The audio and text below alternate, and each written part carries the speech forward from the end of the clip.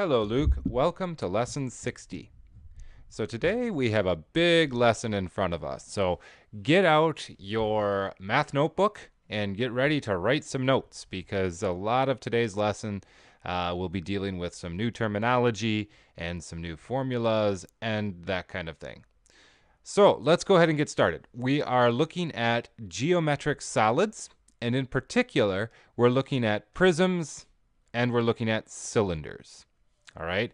And like I said, there will be a lot of definitions and things to run through here, but don't panic. A lot of this is pretty much review from things that we've already learned in the past. And so it should be somewhat familiar to you as we work our way through. You might even be surprised at how simple some of these problems actually turn out to be in practice. So let's go ahead and work with some terminology here. So let's get a couple of things out of the way. When we're talking about prisms and we're talking about cylinders, there is some common vocabulary between the two, and let's get those out of the way first. So you will see that we will often refer to altitude. All right, altitude. And it should be an easy one to remember because it's what it sounds like. When you think of altitude, the first thing that might come to mind is how high an aircraft is flying, maybe, or how high in the sky something is. That's its altitude. And that's essentially what we're talking about here, only it's in reference to shapes. And so the altitude is the height of the shape as measured from one base to another base. And we'll talk more about bases in a few minutes. But for right now, I know we have talked about bases before in the past. And so maybe just real quick, and when we think about bases, we should be thinking about the bottom and the top, so to speak, of a shape. And that's not quite accurate, and we'll see in a minute why that isn't quite accurate to say that it's the bottom and the top of the shape. But for right now, that's kind of the way we've been seeing it for most of our problems, so I'll just describe it that way right now so it kind of makes sense to you. So this would be, the base number 1 maybe, the bottom base, and then this could be thought of as base number 2.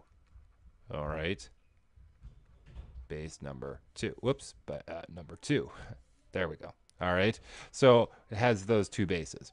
And the altitude, again, is just the height between those two bases. So it's the distance from the bottom to the top in this case. Whatever this height is, we'll call it h. That is the altitude. Okay, so height and altitude, essentially the same thing. All right, and then base. Well, we just went through that. A base is, in some shapes, this is the face of the shape that is identical to its opposite face. And maybe I should have wrote a definition for face, but face is just a side of a shape. So in this particular shape that we're looking at up here, it has really 3 sides. It has the top and has the bottom, and then it has the round side, which would be considered kind of one side, all right, because it doesn't have any edges.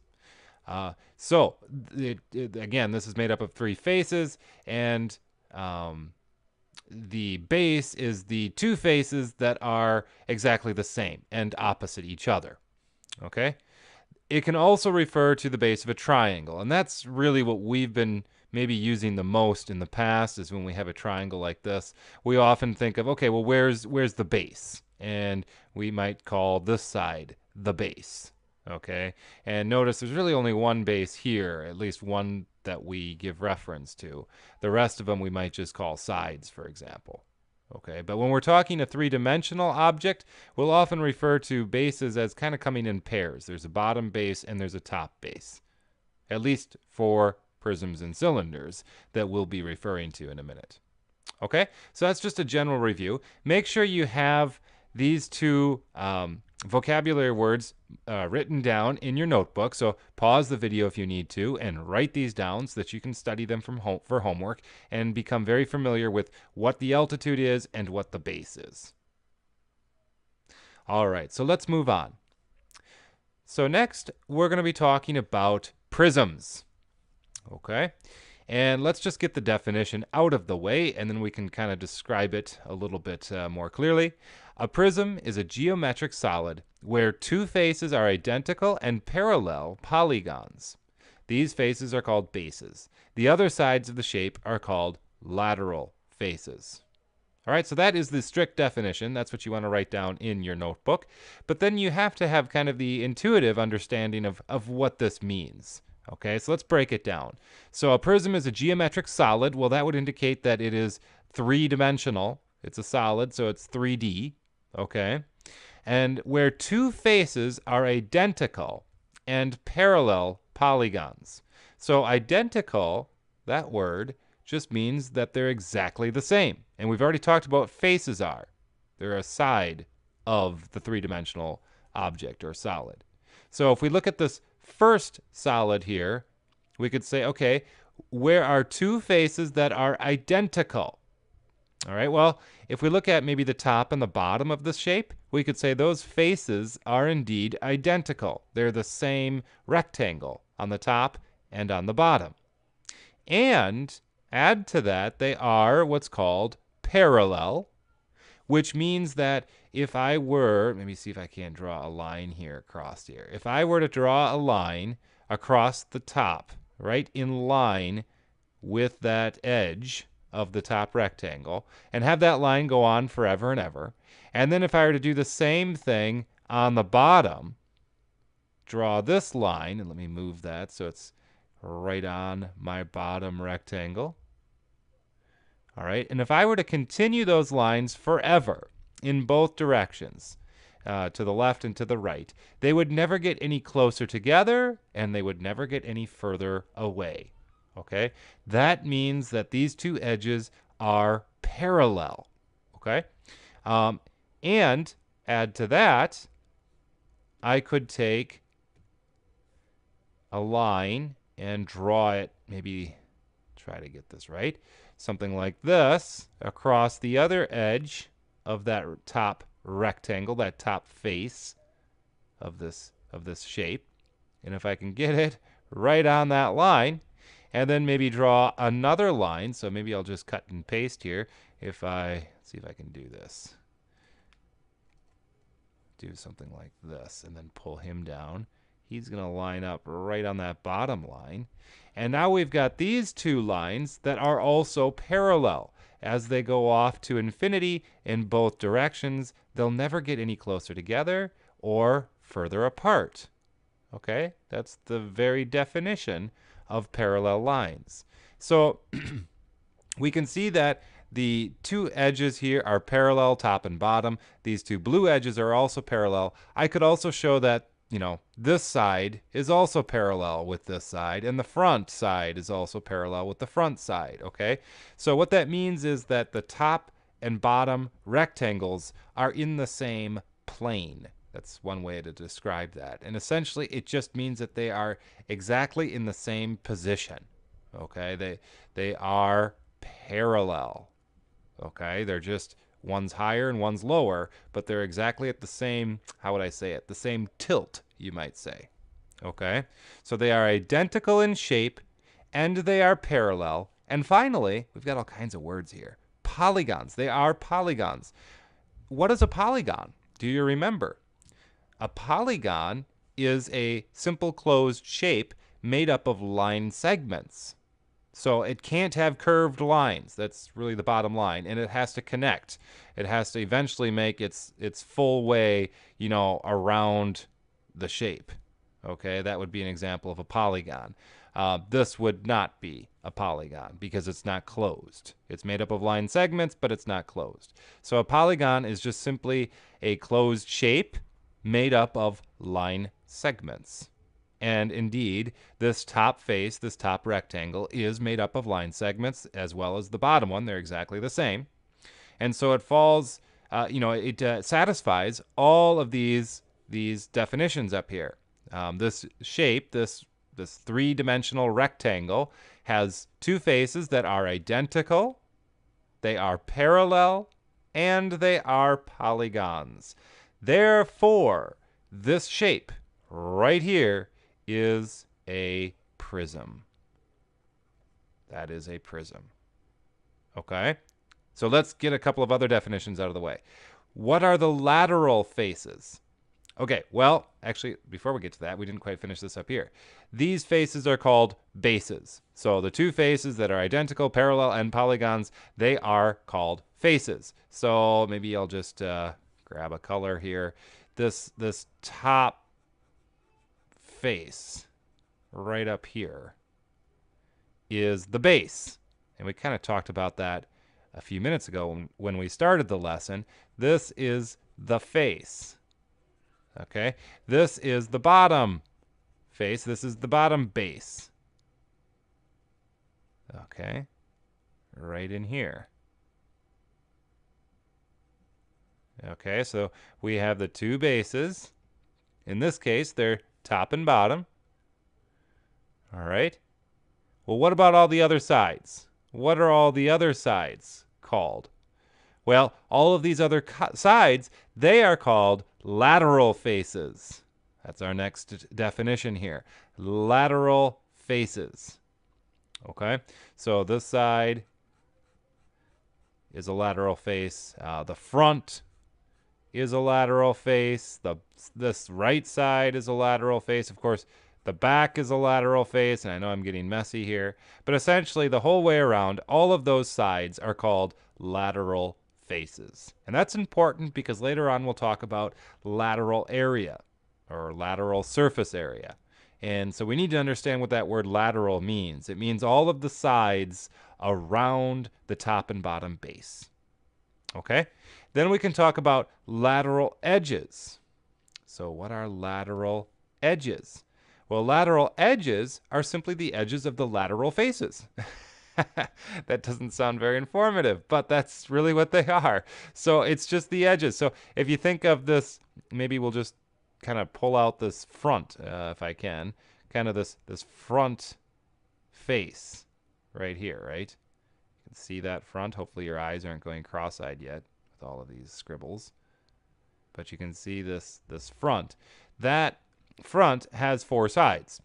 Okay, so this side right here, that would be a lateral, I'm going to abbreviate, lateral edge.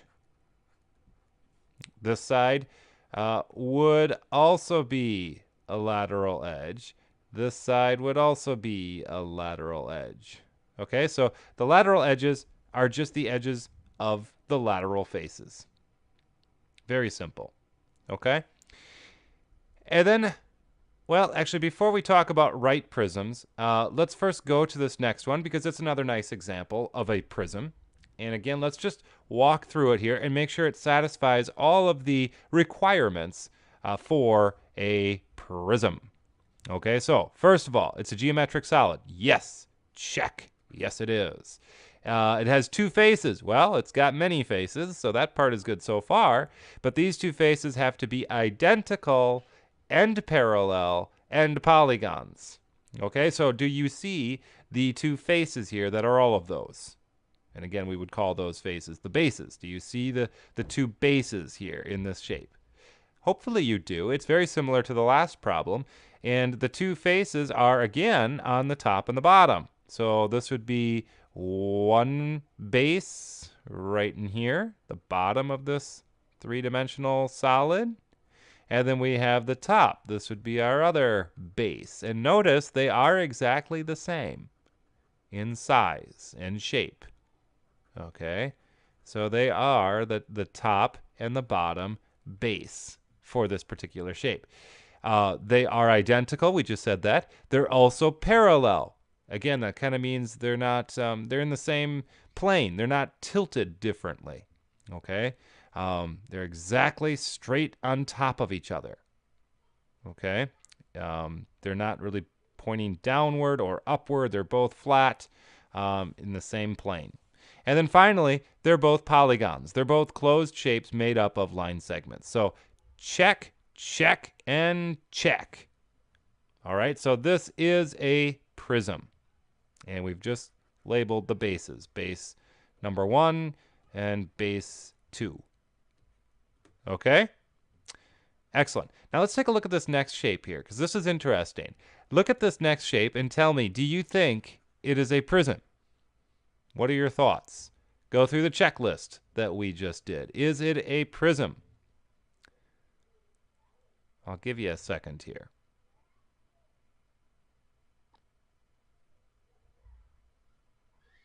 Well, let's think about it. It's a geometric solid. Check. That's easy. Does it have two faces that are identical and parallel polygons? Well, all the faces are made up of line segments. There aren't any curves here.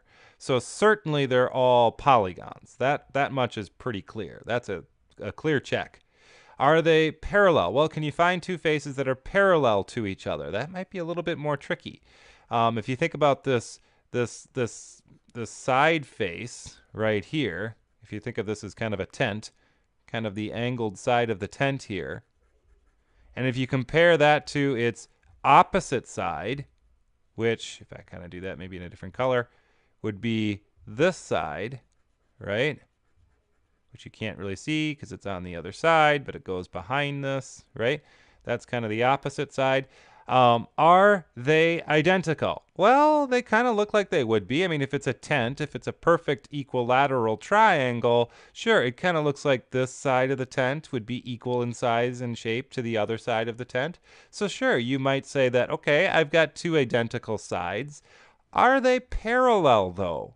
Are they parallel? So take these two identical sides, and if I were to take a line and extend this side of that equilateral triangle forever this way and forever this way, and then do the same thing on the other side and extend this line, well, they obviously cross, right? Very clearly those two lines cross over each other.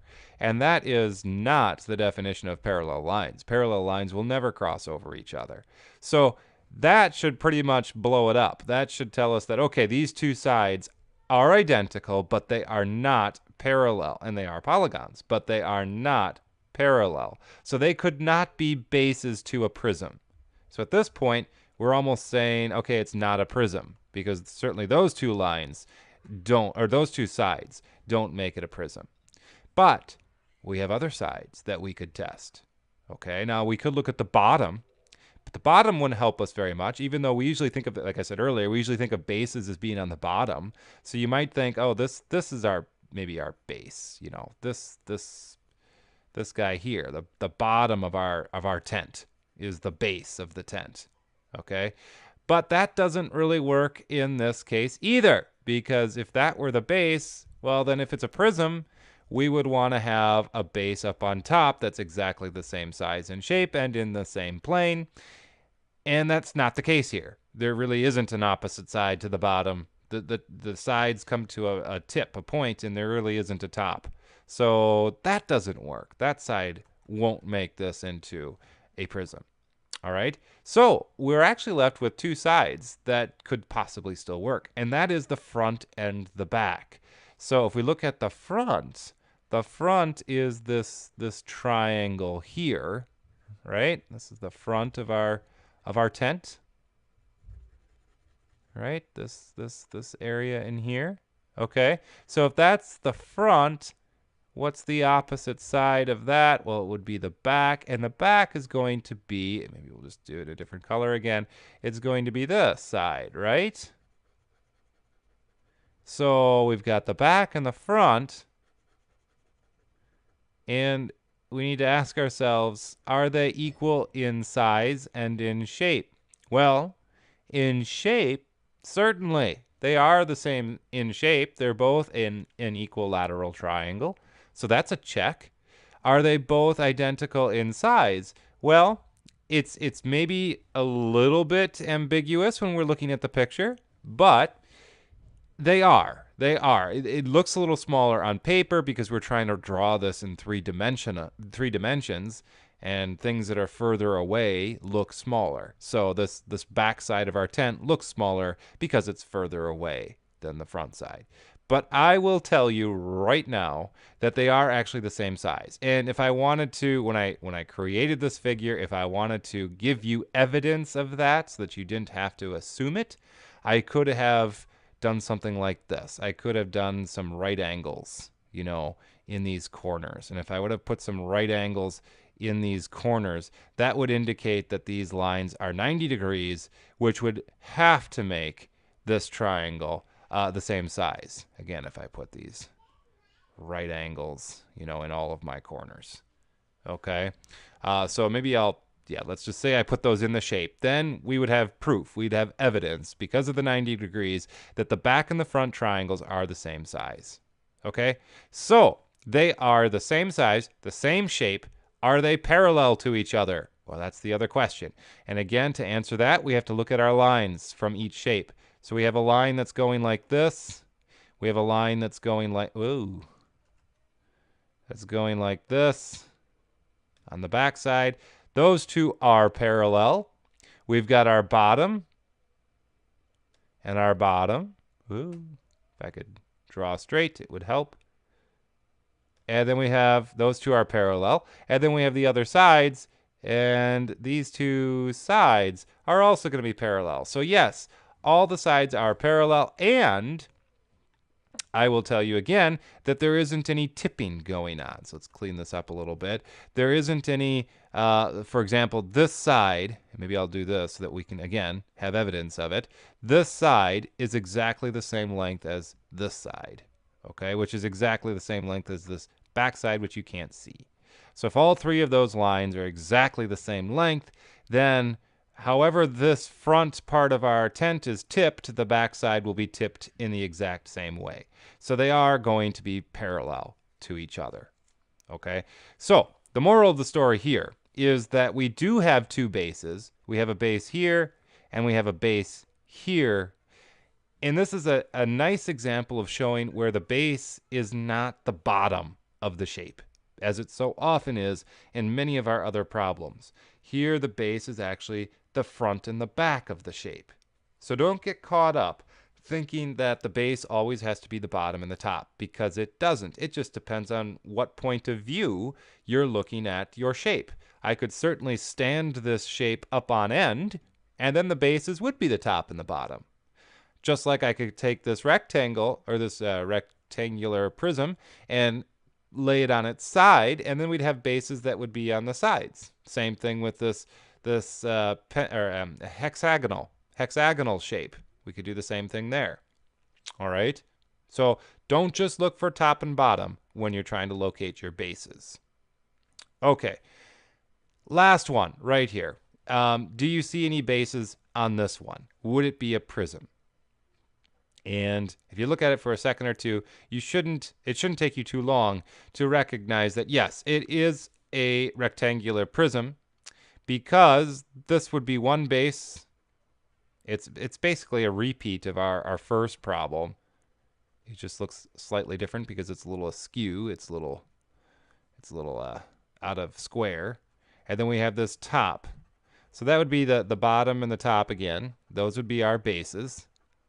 They are parallel, they are polygons, they are identical. So yes, this is a prism. Okay? Now, that brings us down to our last definition on this page, and that is a right prism. Okay? So a right prism are prisms whose lateral faces are perpendicular, or at right angles, to the bases. For these, the length of the lateral edges is also the altitude, or the height. Okay, so what that means is this first one is a right prism. And why do I say it's a right prism? Because let me get a different color. The angles between the lateral edges. So we have, remember, these purple lines are pointing out lateral edges. The angles between the lateral edge and the base edge are 90 degrees. Okay? These are all 90 degrees. And since they're 90 degrees, we call it a right prism. Just like we call this a right angle, because it's got this 90 degree right here, right? We call a right triangle. I think that's what I said, a right triangle. This would be considered a right angle, because again, it forms this perfect square in its corner. It's the 90 degrees. So we use that word right often to designate squares, to designate 90 degrees in the corners. Okay? So this would be an example of a right prism. Would this one be an example of a right prism? Sure, because again, these are straight. These are right angles in here, okay? They are right angles. The lateral edges coming off of our bases are at a right angle with it. They are perpendicular with our bases. Okay, so yes, that would be a right prism. Would this one be a right prism? Yes, it would be. I've got all these right angles in there showing you that if you go from one base to the other, the lines connecting the two are at right angles to the bases. Okay? And then finally, is this a right prism? Well, this would be an example of one that is not a right prism, because it's pretty clear, without even knowing what these angles are, it's pretty clear that this shape is not at right angles when we look at the base, the bottom base and the top base. So, and a right angle off of this bottom base would come straight up, straight up like something like this, right? Straight up and down. And clearly, this would be the right angle. Clearly, that's not happening here. It's going up quite a bit past that. This is probably, closer to not a 90 degree, but maybe, maybe 110 degree angle off of the bottom face. So because these are not right angles, this one clearly is not either. It's slanted. Okay. That would indicate that this is not a right prism. So hopefully that makes sense. This would actually be called, and I don't think they're going to ask you this, but this is actually called an oblique prism, meaning that it's slanted. Okay? All right, so let's move on here. Make sure you have all of these definitions in your notebook. Pause the video if you need to. Let's talk about cylinders next. So we just talked about prisms. The second kind of shape that we'll be talking about today is cylinders. So cylinders, what are they? Well, let's get the definitions out of the way. So cylinders are, they're like a prism, only its base, its bases are curved, not polygons. Okay? So the difference is all in the base. So if you look at this shape here, this is a cylinder. It's three-dimensional still. It still has the two bases, like we talked about earlier. It still has the two bases that are identical, and they are parallel, meaning they're in the same plane. They're not tilted one direction towards or away from each other. They're in the same plane. The only difference now is we don't need, if I go back to here, we don't need this polygon criteria. All right. In fact, we don't want a polygon. For cylinders, we don't have polygons as bases. We have curved shapes, such as ovals and circles. All right. And because of that, we really reduce the number of sides that we have. We have kind of the top base, or the one base. Let's just call it base 1 again, base sub 1. And then we have another base. We'll call this one base sub 2. And then we have really just one side, because this side, I know it's hard in a picture, but you have to kind of visualize this as a can. It doesn't have an edge, right? Think of the lateral surface edges that we were talking about before. This one doesn't have any lateral edges, because it's just really one side that's wrapped around the two bases. Okay, so because of that, we call this area something a little bit different. The kind of the wraparound area here, we call that the lateral surface.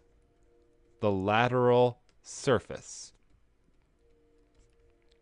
Okay, so if they ever ask you to find the area of the lateral surface, that's what they're asking for. They're asking for the area of this one side that's wrapped around this bottom and top base. Okay, so it's the curved sides.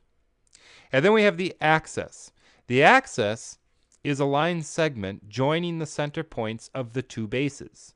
All right, so here we might have the center point right here. That's the center of our base on the top, and this is the center of our base on the bottom. And the axis is going to be the line that's connecting those 2 points. Okay? That's all it is. Now, what's interesting is when we talk about the axis. I don't have more. When we talk about the axis, sometimes the axis is the same thing as the altitude, which it has a lot of names. It's the same thing as the height. So the axis, altitude, and height could all be the same thing. But I have to emphasize that they could be the same thing. They don't have to be the same thing. So for instance, in this first shape, the height is going to be the distance between the bottom base and the top base. What's the distance between those two? That is the height, otherwise known as the altitude. Okay? Whichever one you want to refer to it as. Now, in this case, the length of this axis, whatever this axis length is, that will actually equal the height length. They're the same thing, the same distance. But if we compare that with this shape over here, let's again draw our axis point. So our axis point is going to be from the center of the top base to the center of the bottom base.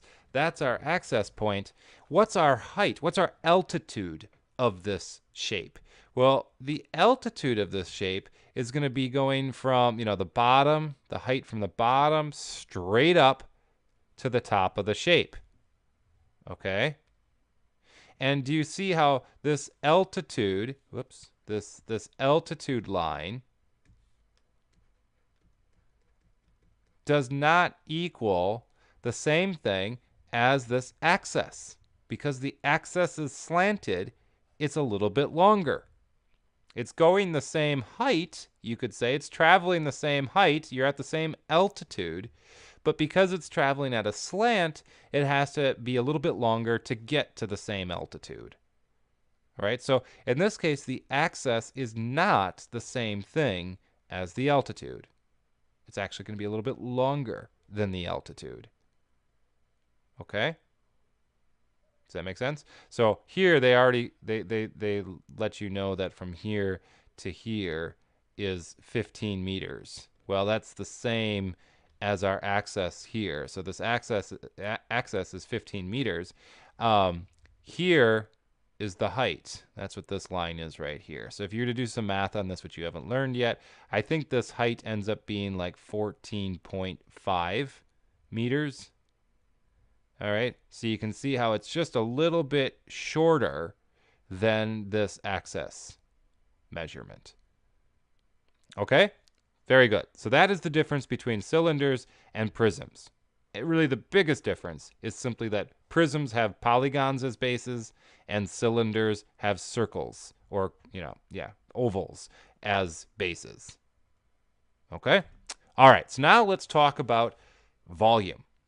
And it wouldn't be a complete class here in geometry if we didn't at least mention volume and talk about how to find volume of these shapes. So how do you find the volume of a prism or a cylinder? The good news is the volume formula is the same for both shapes. For a prism or a cylinder, the volume is the same. It's area of the base times the height, which is something that you've already been doing quite a bit at this point. So how would I find the area of this shape? Well, you would start by finding the area of the base, which would mean then that you have to find the base. In this case, it's pretty clear. The base is the bottom, kind of where we like it. So you'd have to find the area of this base, and then you'd multiply that by the height or the altitude, which is 10. So area of the base times 10 is going to give us the volume. It's as simple as that. So very, very familiar formula right there. Okay. Now, what if they give you an oblique prism or cylinder? So in this case, they gave you an oblique cylinder. How would you find the area for that? Well, actually, it's the same process. You would still find the area of the base. Same thing, you're finding the area of the base. But now you have to be careful here because they might give you the axis like this. And they might say, that's, 15 meters. 15 meters. And the temptation is going to be to think of that as my altitude or my height, but that's not. Like we said earlier, it's not your altitude or height. It's actually longer than your altitude or height. So you need to find out what this dimension is. And in this case, they already gave it to you. They told you that it is 17.5. So how would you find the volume for this? Well, the volume is going to equal the area of the base. So find the area of this base, and you know how to find the area of a circle, which is what this base is. And then you'd multiply that, in this case, by 17.5. That would give you the area, the volume. Okay, just be really careful that you don't multiply it by this 15. Which actually, I wanted to show you this. This is a nice kind of demonstration of how this slanted line is longer than the height. Let's go to this real quick. So looking at this, we have a picture of a right cylinder. Okay, and it's right because you have your base and the sides, the lateral surface is extending up from the base at 90 degrees at a right angle. Okay, now if I grab hold of this top and if I keep the altitude the same, and I'm going to try to do that. If I keep the altitude the same, so I'm not raising or lowering the cylinder, all I'm doing is pulling it to the side. Notice how these sides are getting longer, okay? Watch them get longer as I go to the side. The further I go, the longer they get. But I'm not changing the altitude. At least I'm trying not to. The altitude does not change. Okay, it stays the same height, but the side gets longer. Now, if I go back, the sides get shorter until I get to the right cylinder position. Longer sides, shorter sides. Okay, so you can see how you can't rely on those long slanted sides to give us the altitude. All right, because they're actually longer than the altitude. Okay, so hopefully that kind of makes sense. Helps to kind of illustrate that. All right, so let's come back here. So that is how you find the volume of a cylinder. The volume of a prism is exactly the same thing. Area of the base times the height.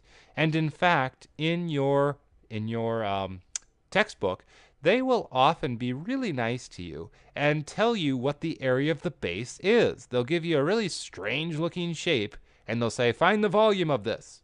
And you might be going, oh my goodness, that's a strange shape. I don't know how to do that. But look closely because most of the time they will tell you, oh, and by the way, the area of the base is, such and such. In this case, it's 56 inches squared. And isn't that nice? Because all we need to know is that the formula for the volume is simply the area of the base times the altitude or the height. Okay? And if they tell you what the area of the base is, that's awesome. We can plug that right in for the area of the base without doing any work. That's so nice. And then they'll usually, they have to, give you the height. So the height here is 8 inches. So it's just simply 56 times 8. That is going to be the volume. And to save time, I won't actually multiply this out, but it's going to be the volume, so it'll be inches cubed. That is going to be the solution. So finding the volume shouldn't be difficult, especially in this textbook where most of the time, if it's a really odd shape, they'll let you know what the area of the base is.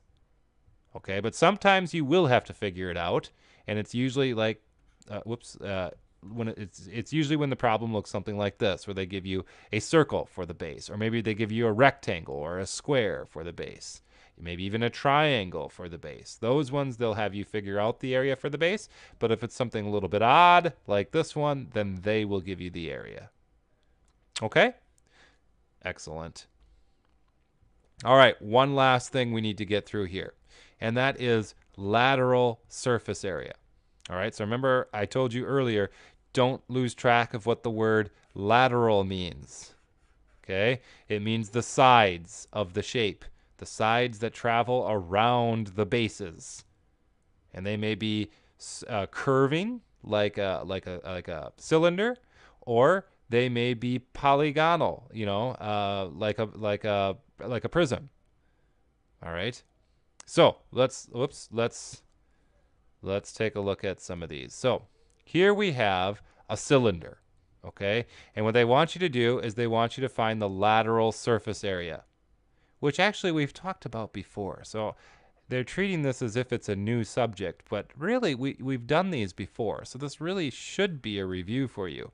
The lateral surface area is just the distance or the surface area of the sides, right? Not the bottom and the top, or not the two bases, I should say, but just the sides.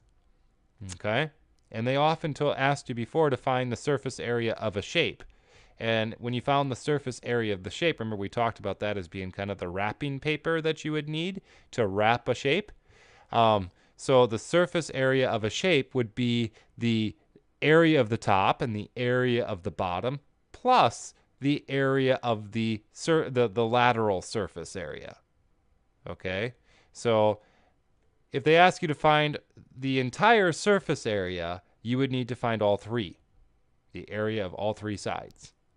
But in this case, they might say, what's just the lateral surface area? And if they refer to it as just the lateral surface area, they don't care about the top and the bottom area. They only care about the distance around, or the sides, I should say, of the shape. Okay? So to kind of demonstrate this, if we have this shape, and let's just give it some numbers because that makes it make a little more sense. Let's say the height is, we'll pick an easy number. Let's say the height is 10, and units, you pick your units. It might be inches, meters, yards. I don't really care. It's just the height of 10, okay? And then let's say that I tell you that the circumference, the distance around this shape, is going to be, we'll go with an easy number. We'll just say the circumference is 12. Okay? Now think about what those numbers mean. Height is pretty simple. That's just the altitude of this shape. Okay? The circumference is taking this base, this circular base, and you're finding the distance around this circular base, right? And we know how to find the circumference of a circle. So long as they give us something like the diameter, or they could give us, or excuse me, not the diameter, the radius, or they could give us, I suppose, the diameter, either one. If they give us one of those measurements, we can then find the circumference of this shape by finding the circumference of the base, right? Okay, so the thing to think about here is, if we kind of cut this can up, what sides do we get? Well, and that's what we're seeing off to the right here. This top circle is the top base. All right, we just kind of cut off the lid and set it up here. This bottom circle, this is the bottom of this can, you might say. And again, we just kind of slid off the can, and there it is. Or the bottom of the can, and there's the bottom right there. Okay, this center part, this big rectangle that we're seeing here, that is the center, the lateral surface area, actually, of this shape. It's a big rectangle. So think about how you could take this rectangle and roll it up to make this circular solid, and then cap it with this top piece and cap it on the bottom with this bottom piece. And lo and behold, you'd end up with a shape that looks like this. Okay, so the key observation here is that the side is just one big rectangle when we unroll it. And what's the length of this rectangle? Well, it's got to be the length of this circumference, because this rectangle has to wrap around this entire base. So it has to be the length of the circumference. That is the length of this rectangle. And then what's the width of this rectangle? Well, the width is just going to be the height of our shape over here. So this height is going to be our width. So the height is going to equal 10. The circumference, or the length, is going to equal 12. So if I wanted to find the lateral surface area, again, that indicates that I don't care about the top, I don't care about the bottom, all I want is the lateral surface area. Well, by unrolling this shape, we can see that it's just a rectangle with dimensions of 12 for the length, 10 for the width, And we know how to find the area of a rectangle. Area of a rectangle is length times width, right? So 10 times 12, which is 120, I'll just say units squared. That would be the lateral surface area. Okay? All right, let's try another one here. What if it's a really strange shape? Something that looks like this. And again, I'm trying to find the lateral surface area. Well, what can I say about this? Again, notice what we did here is we cut off the top. This is what the top looks like right here. That is the top. Okay? This is the bottom. We cut the bottom off as well. And then we have the center, the lateral part of this shape. And that shape has, well, this particular shape has how many faces? It's got 1, 2, 3, 4, 5, 6 faces. Okay, so what we end up with are these 6 rectangles. If we unroll it, we end up with 6 rectangles side by side with each other. That's these 6 right here. Okay, now what could you tell me about the length of this rectangle? Because remember, we don't care about the area of the top. We don't care about the area of the bottom. We're just trying to find the area, the lateral surface area. And the lateral surface area, to do that, we are needing to find the length and multiply that by the width, and that's going to give us the lateral surface area. Okay, so we need to know what the length and the width are of this surface, of this area, of this side, you might say.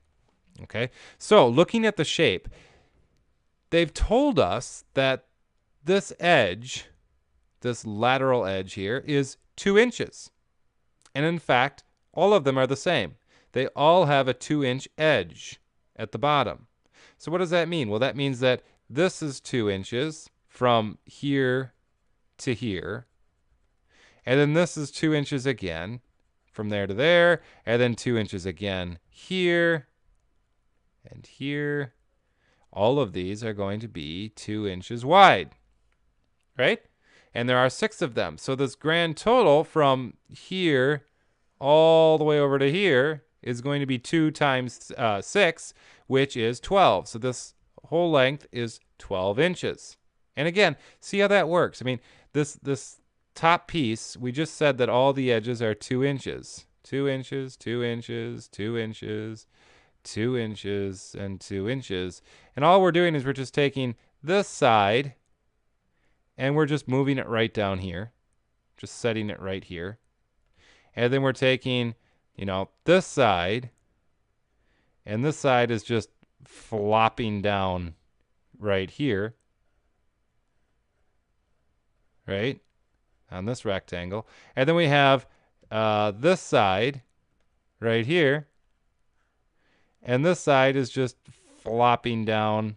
Whoops, sorry about that. I'm bumping buttons. Is just flopping down right here.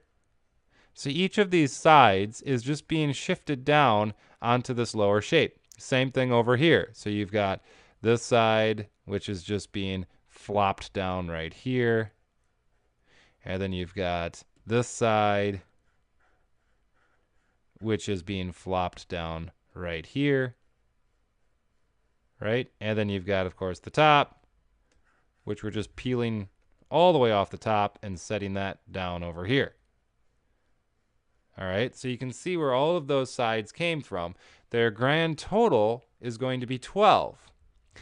Finally, we need to decide what the width is. So what's the width? Well, the width is the height. It's the altitude of this shape, which is going to be 10. They told us that. So our length is 12. Our width is 10. So our area is 120 inches, squared. Okay? And that would be our solution. So hopefully that kind of makes sense on how this is all working. In general, if you're trying to find the lateral surface area, I don't know, did I put that up here? If you're going to find there it is, the lateral surface area of right prisms or right cylinders, either one, it's the same formula. It's the perimeter of the base times the height. And I said a base because remember there are two. So it's the perimeter of a base times the height. And that's exactly what we just did here. We found the perimeter of this base. Well, this base is a circle, so the perimeter, we go by a different name. We call it the circumference, but it's the same meaning. So we found the circumference of this, maybe this one's a better picture, of this base. We chose this one, the circumference of this base, and then we multiplied it by the height, which was 10. Circumference times height, which was 10, which gives us a grand total of 120. Okay, same thing applies here. All we had to do was calculate the perimeter, the distance around the base, and then multiply it by the height. The distance around was 2 times 6, which is 12. The height is 10, so 12 times 10. The lateral surface area is 120 inches squared. Okay? All right, very good. So I hope that all makes sense to you. I know we just kind of went through a lot of stuff. It was a long lesson, so hopefully you're not too confused or too wore out after doing this long lesson. But actually, it's, in retrospect, it is a lot of review. There isn't really a whole lot here that we haven't already dealt with before, so don't let it intimidate you. Take your time on your seat work. Pay attention particularly to what sides are your bases and what sides are your lateral sides, and just make sure you're answering the questions that they're asking. If they're asking for the lateral surface area, then they don't want the top and bottom area. They just want the side area. If they're asking for the surface area, that would indicate that they want everything. So that'd be the lateral surface area and the top and the bottom. And then, of course, if they're asking for volume, then you have to find the volume. Make sure that you have all of these formulas in your notebook and that you are studying those so that you can continue to get these right and they become kind of second nature to you. All right, well, we will stop there and I will see you tomorrow.